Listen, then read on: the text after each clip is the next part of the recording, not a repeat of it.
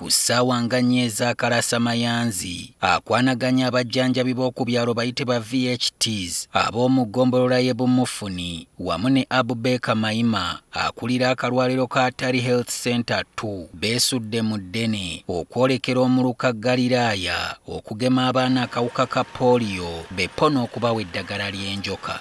Ekyalo kwe balaga kiriko abatuuze abasoba mu 1,000 wabula nga si kyangu kutuukako olw'embeera ezitali zimu kyokka ng'obuweereza bwe beetisse abaako babwetaagira ddala. Kilomita 5 ezisooka mwana wattu twamenye mu jjenje ekkalu newankubadde nga wamu twasanzeemu obuzibu gamba ng'obuseerezi n'ettosa eriyinza okukukwata ebyataataaganyizza ennyo mmotoka abasawo mwe baabadde batambulira. Obwedda abajjanjabi bano bwe bagira ne basindika esobole okusomoka.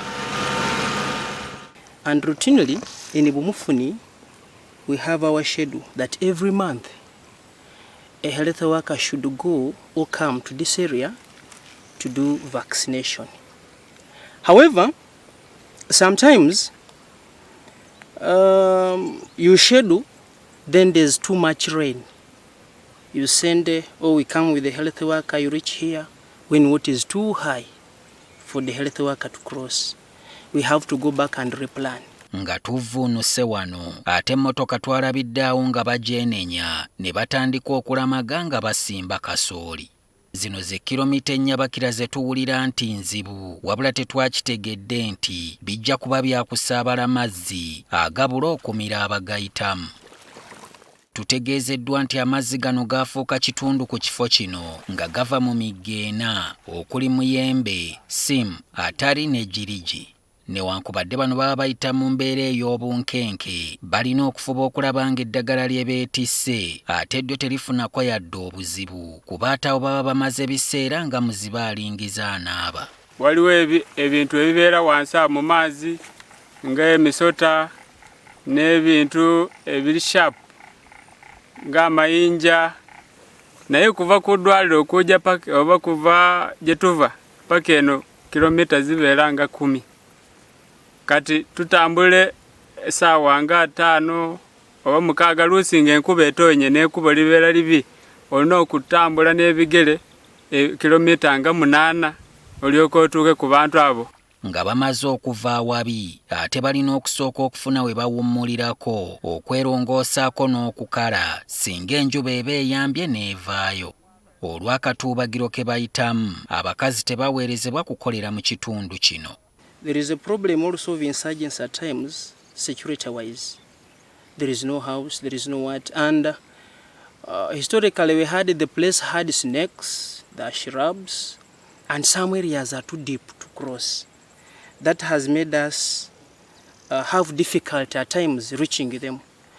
Olugendo lw'ebigere luno lubatwalira essaawa kumpi 3 era y'ensonga lwaki kino bakikola omulundi gumu gwokka mu mwezi. Galiraaya gye bazze ewangalira y'abantu b'amawanga 3 okuli Abagisu, Abateeso n'Abasabinyi. Bano eddwaliro eriba ly'okumpi ng'oggyeko bano gye bava lyesudde kilomita 10 era nga bangi tebakyategana kutuukayo olw'amazzi agaabeetooloola. Era otambula bw'otyo n'olaba nti omwana omutuusiza paka wangu tuusi mu ddwaliro naye ng'amakerenda tewali, obujjanjabi tewali kubanga tetulina dokita. Tuli awo tutyo. Tewali nkubo, tutambulira mu maazi, omuntu walwala tulina okweyimba nga kimu ne tusitula bantu abo ne tuleetawa.